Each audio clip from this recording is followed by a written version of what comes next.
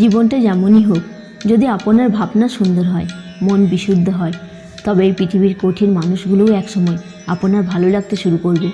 কারণ মানুষ বদলায় না, বদলে যায় আপনার দৃষ্টিভঙ্গি। আর যদি মনের নিয়ত সোজা আর সৎ হয়, তবে যত জটিল কাজই হোক একদিন ঠিকই সহজ হতে থাকবে। কখনো কখনো জীবনে গোপন জটিলতা আমাদের বুকের ভেতরটা আটকে দেয়, নিঃশ্বাস ভারী হয়ে ওঠে।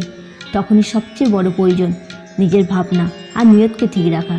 আপনি যদি নিজেই নিজের সাথে সৎ থাকেন, যদি নিজের মনকে অন্ধকারে না হারান, তাহলে এই দুনিয়ার কেউই আপনাকে থামাতে পারবে না।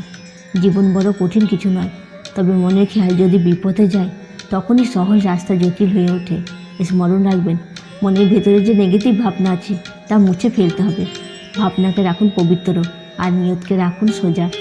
দেখবেন পৃথিবী আপনাকে আরেকটা সুন্দর রাস্তা দেখাবে, যেখানে সৎ মানুষ আর সহজ কাজ আপনার হাত ধরে হেঁটে যাবে নতুন স্বপ্নের পথে।